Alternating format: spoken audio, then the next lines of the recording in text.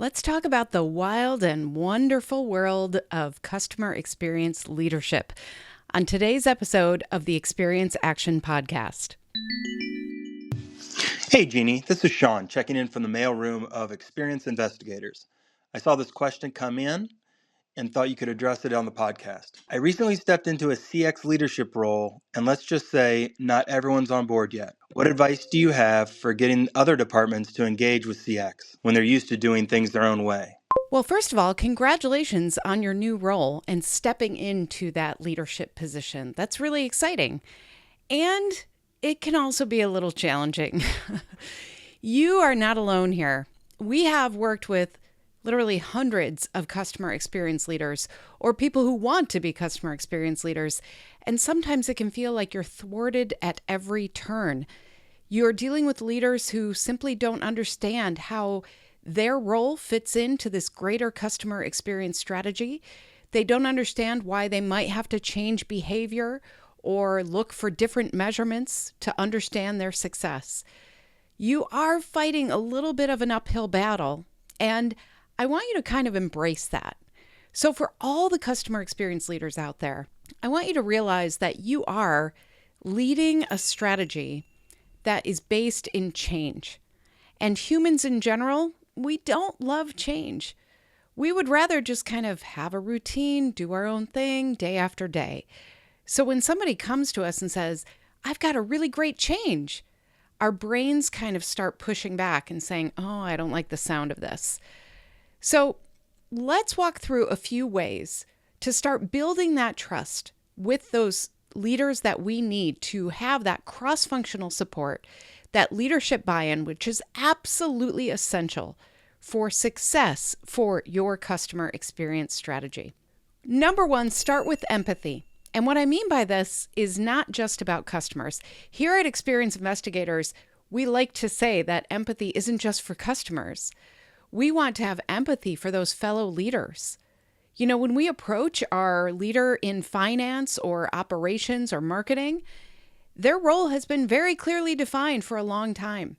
And if we're asking them to step into something that's a little more unknown, a little more nuanced, that can feel scary. That can feel unnerving to them. So have some empathy for the pressure they are under. They already have key performance indicators to hit. They already have metrics to measure their success in their role. And if we approach them and say, okay, now we want you to think about customer experience, it can feel like we're asking them to do something in addition to their job. Now, you and I both know that customer experience, everybody plays a role.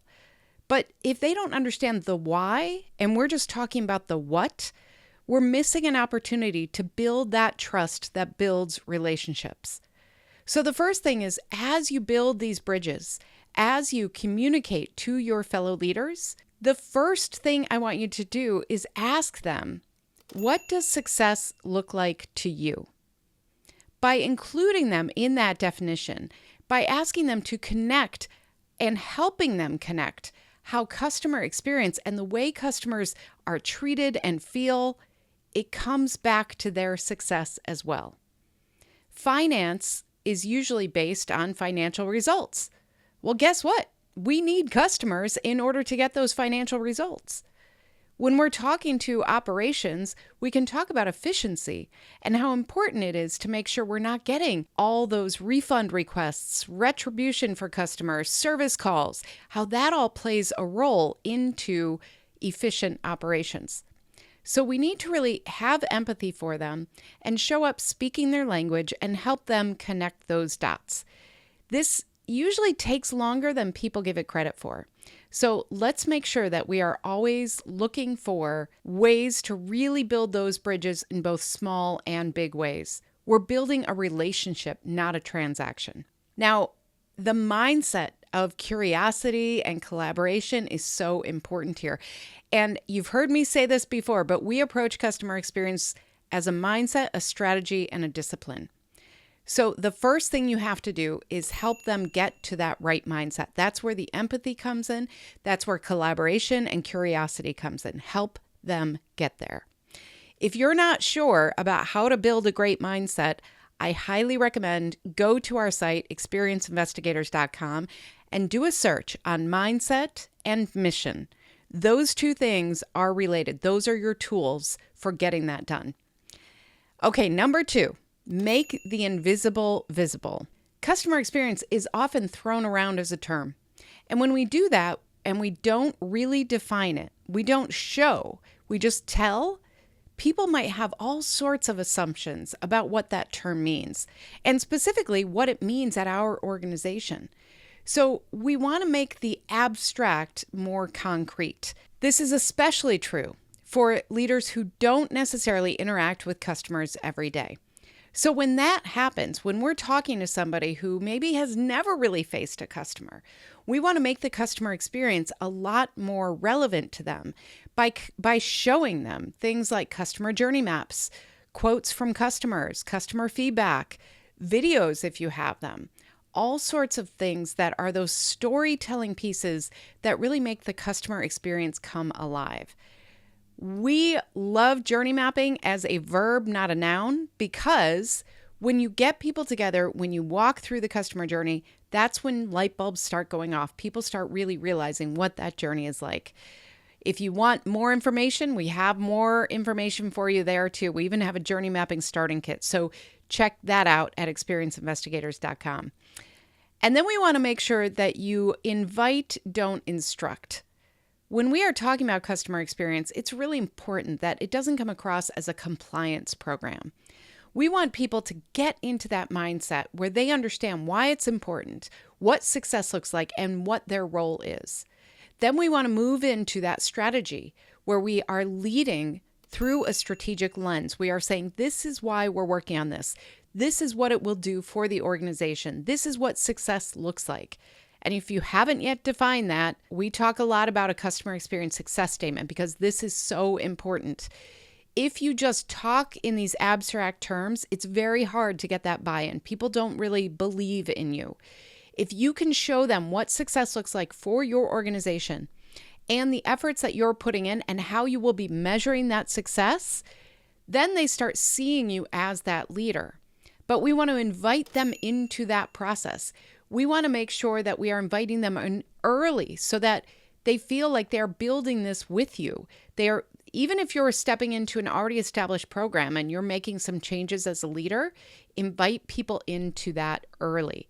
Invite them for their opinions, show them those journey maps you're working on, invite them into those sessions, share recordings, quotes, those storytelling techniques far and wide.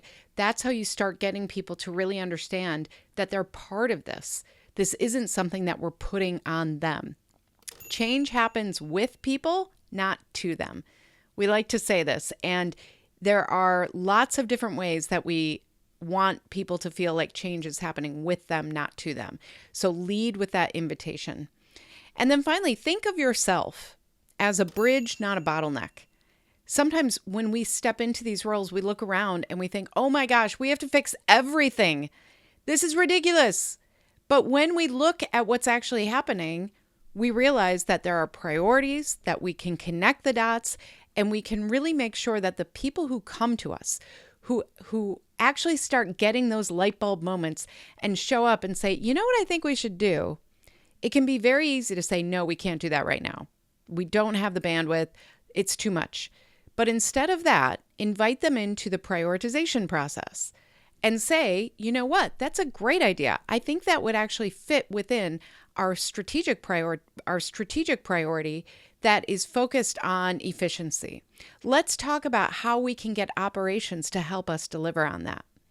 Implementation is not 100% of your job, and it can't be. There is too much. So when you get those great ideas, when people start seeing that customer experience is connected to everything, suddenly your role can switch and you can become that bottleneck that we don't want.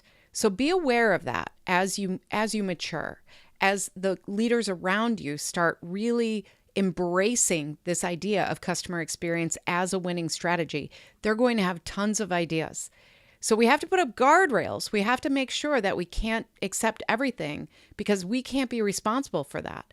But we don't want to discourage those ideas. We don't want to discourage that mindset. So this is where having things like a prioritization matrix that is based on your customer experience success strategy, that will really help you here. Because then you can say, oh my gosh, that's a great idea. Unfortunately, right now, if you look at our priorities, I'm not sure where that would fit in. Can you help me? Sometimes they can. Sometimes they'll say, you know what? Instead of putting this on you, I'm going to take this on my roadmap. That's when the magic happens. That's when you know you are a truly customer-centric organization. So CX is not a department, it's a commitment. It's not a department, it's a commitment. And this takes everybody. So the fact that you are asking this question shows me so much of who you are as a leader. So if you are taking this on, if you are becoming a change agent, if you are stepping into that leadership role, the first thing I want to say is congratulations. The next thing I want to say is keep going. The going is going to get a little tough sometimes, but I know that people who care about customer experience, all of you listening and watching to this podcast right now, that's because your heart is in the right place. So make sure that you back that up with business acumen, with strategy, with great communication. That's how you get that buy-in that you need. So thank you so much for being here. And if you are looking for resources, if you are not sure where to start, check out cxicompass.com. This is where you answer 11 questions for us. We give you some details on where to focus your efforts. If you want to take that one step further, ask a couple people on your team to take it. And then we can set up a call and go over those results with you. We believe in you. You can do this. And not only that, but all the leaders you work with can do this as well. They just might need a little empathy, a little invitation, a little understanding, and collaboration. And hey, we're good at that stuff, right? We're customer experience people. Of course we are. Thank you so much for this great question. I can't wait to hear your great question next. Don't forget, you can leave me a voicemail at askjeannie.vip, and maybe I'll answer your question on the next Experience Action podcast. Thanks, everybody. To learn more about our strategic approach to experience, check out free resources at experienceinvestigators.com, where you can sign up for our newsletter, our Year of CX program, and more. And please follow me, Jeannie Walters, on LinkedIn.